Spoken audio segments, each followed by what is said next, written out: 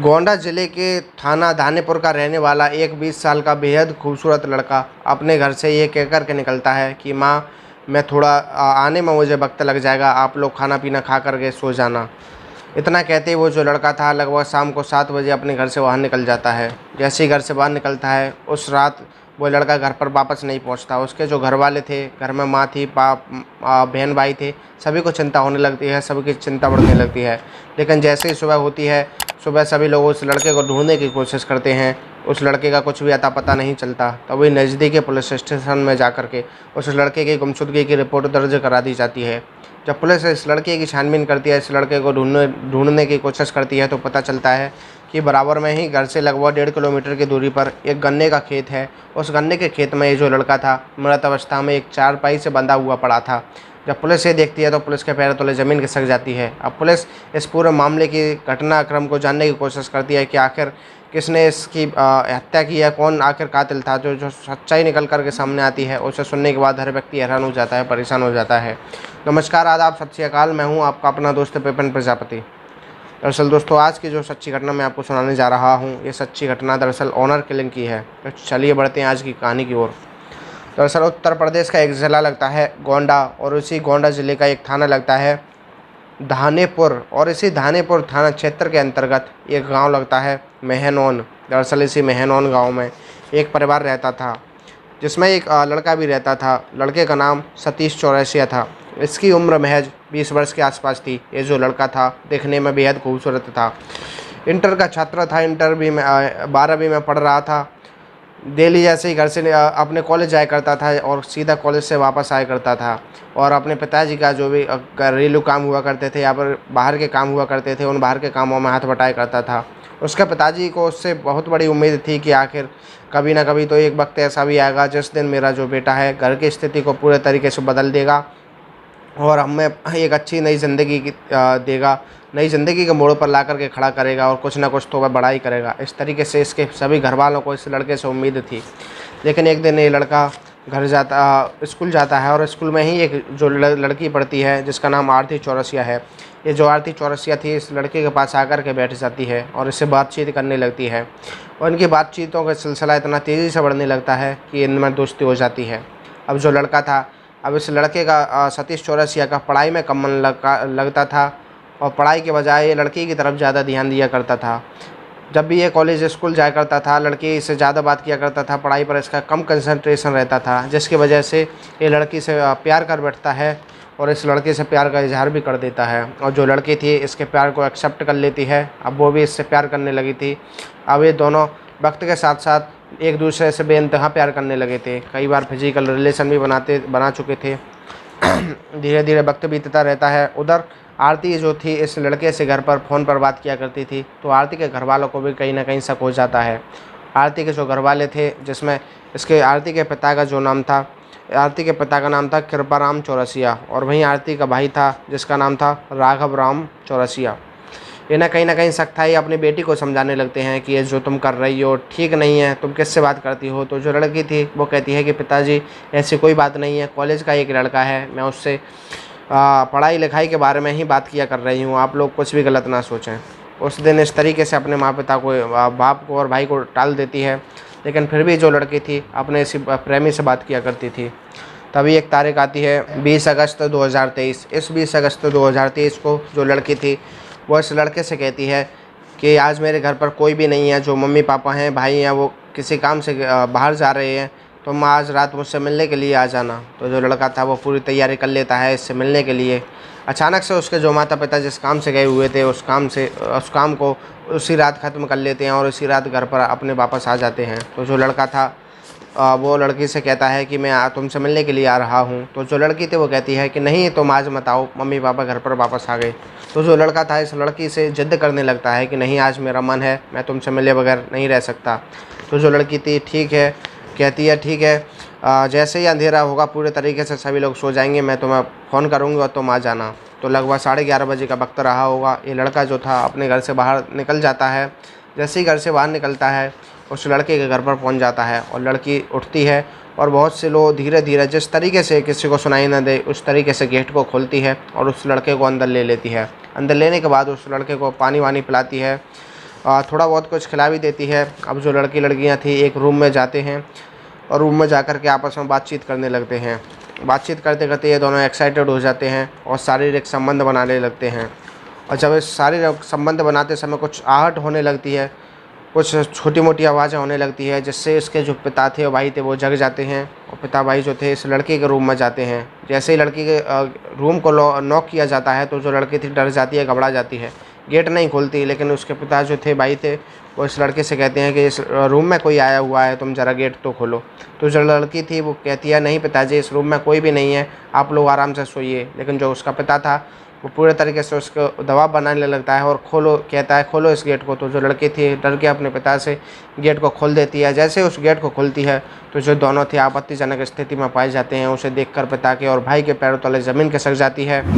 जाहिर है जब कोई भी भाई या कोई भी पिता अपनी बहन को इस स्थिति में देखेगा तो उसका जो उसके सर पर इस तरीके से खौफ सवार हो जाएगा। उसके समझ में नहीं आएगी आखिर इस वक्त हम करें तो करें क्या। ऐसा ही कुछ इन दोनों पिता और भाई के साथ हुआ था। तो अब जो लड़का था सतीश चौरसिया, वो अपने जल्दी से इससे माफ़ी मांगने लगता है, इसके पैरों में पड़ जाता है। लेकिन इन दोनों में जो इस तरीके से आक्रोश बना हुआ था वो इस लड़के को माफ़ नहीं करते और इस लड़के को पीटना शुरू कर देते हैं। उधर जो लड़की थी वो बैठकर रो रही थी। वो अपने पिता से, भाई से कह रही थी कि भैया इसे माफ़ कर दो, इसे माफ़ कर दो, इससे गलती हो गई। लेकिन जो उसका पिता था, भाई था, रुकने का नाम ही नहीं ले रहा था। एक भारी सा डंडा उठाता है और उस लड़के को बारी बारी से दोनों बार किए जा रहे थे। लगभग 10 से 12 डंडे उस लड़के को तेज़ी से मारते हैं, जिससे जो लड़का था दर्द से करा रहा था, रो रहा था। अब जो लड़की थी वो कहती है कि पिताजी यदि तुम मारना चाहते हो तो हम दोनों को ही मार दो, क्योंकि मैं इस लड़के के बगैर एक पल भी नहीं रह सकती। हम दोनों साथ जीना चाहते हैं, साथ मरना चाहते हैं। ये बात उसके पिता को और भाई को बिल्कुल भी नागवार नहीं गुजरती, बिल्कुल भी इस तरीके से नागवार गुजरती है कि उनके सर पर और ज़्यादा गुस्सा सवार हो जाता है। अब उसका जो भाई था वो पिता से कहता है कि पिताजी क्यों ना इसे यहीं ख़त्म कर दिया जाए और इसकी लाश को यहीं ठिकाने लगा देंगे, जिससे किसी को शक भी नहीं होगा। तो पिता के कहने पर ही इसका जो भाई था और पिता मिलकर के एक रस्सी उठाते हैं और रस्सी से इस लड़के की गर्दन पर डाल के इसे पीछे से खींच देते हैं, जिससे 10-12 मिनट में ही तड़प करके इस लड़के की मौके पर ही मौत हो जाती है। अब जो लड़की होती है रोती है, अपने पिता के पैरों पड़ती है कि पिता आपने क्या कर दिया, मैं इसके बगैर एक पल भी नहीं रहती। तो उसका जो भाई था लड़की का, राघव राम, वो कहता है कि पिताजी क्यों ना इसे भी ख़त्म कर दिया जाए, जिससे किसी को भी शक जाहिर नहीं होगा। तो दोनों मिल करके अब इस लड़की की भी हत्या कर देते हैं। हत्या करने के बाद सोचते हैं कि किस तरीके से अब सबको ठिकाने लगाया जाए, जिससे हम किसी के भी पुलिस के घेरे में ना आए और किसी भी पड़ोसी को बिल्कुल भी हम पर शक ना हो। तो पास में ही घर से लगभग 1.5 किलोमीटर की दूरी पर एक गन्ने का खेत था, बहुत बड़ा। वहाँ पर इस लड़के को चारपाई पर लिटाते हैं और चारपाई पर उसी रस्सी से बांध दिया जाता है, जिससे कि उसकी गर्दन खींची गई थी। चारपाई पर बांध देने के बाद रात को ही ये भाई और बाप मिल कर के उस चारपाई को उठा करके ले जाते हैं और घर से लगभग 1.5 किलोमीटर की दूरी पर उसी गन्ने के खेत में जा कर के थोड़ी बीच में जा कर के खेत में उस चारपाई को वहाँ पर फेंक कर घर वापस आ जाते हैं। अब इस लड़की के बारे में सोचा जाता है कि इसकी लाश को कैसे ठिकाने लगाया जाए।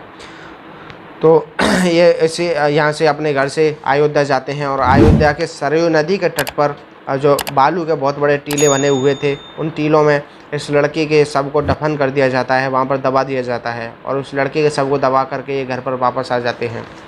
और घर पर वापस आने के बाद सो जाते हैं। इन दोनों को रात भर नींद नहीं आती है, यही सोच रहे थे कि शायद कहीं हम पकड़े न जाएं। उधर जो लड़का था सतीश चौरसिया, वो अपने घर से गायब हुआ था, अभी तक अपने घर वापस नहीं पहुंचा था।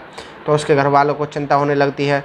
वो ढूंढने का प्रयास करते हैं, जहां भी उस लड़के की होने की उम्मीद थी हर वो उस जगह को तलाशा जाता है, लेकिन कहीं भी उस लड़के का कुछ भी अता पता नहीं चलता। तो इसके जो घर वाले थे सतीश चौरसिया के इसी धानेपुर थाने में जाते हैं और वहां जाकर के इसकी गुमशुदगी की रिपोर्ट दर्ज करा देते हैं। अब पुलिस इस मामले को गंभीरता से लेती है और उस लड़के की शिनाख्त करने में जुट जाती है। तो उस पड़ोसियों से पूछताछ करती है, तो पड़ोसी जो थे ठीक से कुछ जवाब नहीं दे रहे थे। अब जो पुलिस थी इस लड़के की CDR निकालती है, जिसमें पता चलता है कि जो लड़का है, एक लड़की है आरती, उसी लड़की से ज़्यादा बात किया करता था। अब जो पुलिस थी इस आरती के घर पर पहुँचती है और आरती के घर वालों से पूछताछ करती है कि तुम्हारी आरती कहाँ है। इतना सुनते ही आरती के जो घर वाले थे उनके पसीने छूट जाते हैं। अब पुलिस कहीं ना कहीं समझ चुकी थी कि शायद कातिल यही हैं, ये पूरे तरीके से डरे हुए हैं। अब पुलिस इन दोनों बाप को और भाई को उठा करके थाने ले आती है, हिरासत में लेकर के इनसे पूछताछ करने की कोशिश करती है। तो ये पहले तो पुलिस को झुठलाने की कोशिश करते हैं, इधर उधर की बातें बताने की कोशिश करते हैं, लेकिन जब पुलिस इनसे सख्ती से पूछताछ करती है तो ये अपना गुनाह कबूल लेते हैं और बताते हैं कि इस तरीके से हमने अपनी बेटी को एक मौत के घाट उतार करके उसे अयोध्या में सरयू नदी के तट पर एक बालू का बहुत बड़ा टीला बना हुआ है और वहीं पर उसे दफन कर दिया है। अब पुलिस इससे पूछती है कि अब जो सतीश था वो कहाँ है। तो सतीश के बारे में भी ये बताते हैं कि सतीश को भी हमने एक पास ही के एक गन्ने के खेत में फेंक दिया है। जब पुलिस इनकी मदद से उस गन्ने के खेत में पहुंचती है तो उस शव को बरामद कर लेती है और उस आरती के शव को भी बरामद कर लेती है। अब इन दोनों शवों को पोस्टमार्टम करा करके इन दोनों के परिवार वालों को सौंप दिया जाता है। उधर जो इस लड़की के माता पिता थे, पुलिस इन्हें इन पर गंभीर धाराएँ लगा करके इन्हें जेल भेज देती है। उधर इस लड़के के जो माता पिता थे इसका अंतिम संस्कार कर देते हैं। तो दोस्तों इन दोनों की प्रेम कहानी जो थी यहीं तक थी। लगभग 1.5 साल तक इनका प्यार था, उसके बाद इनकी ज़िंदगी दोनों की पूरे तरीके से हमेशा के लिए ख़त्म हो गई थी। तो दोस्तों इस कहानी का उद्देश्य किसी को हैरान करना नहीं है, परेशान करना नहीं है। आप लोग अवेयर रहें, सुरक्षित रहें, अपना ख्याल रखें, अपने बच्चों का ख्याल रखें और इसी तरह की और भी कहानियाँ सुनने के लिए चैनल को सब्सक्राइब करें, वीडियो को लाइक करें, दोस्तों के साथ शेयर करें और यदि आप फेसबुक पर देख रहे हैं तो पेज को फॉलो करना ना भूलें। दोस्तों इस वीडियो के अंत में मैं आपसे यही कहना चाहूँगा, क्या इन दोनों ने जो पिता ने और भाई ने जो किया था क्या वो सही था तो कहाँ तक सही था।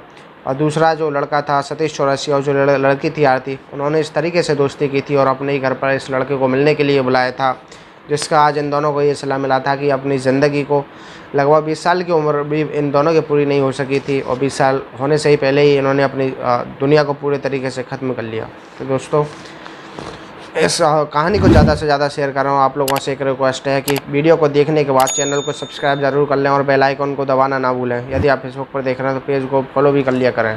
तब तक के लिए धन्यवाद, मिलते हैं नेक्स्ट वीडियो में।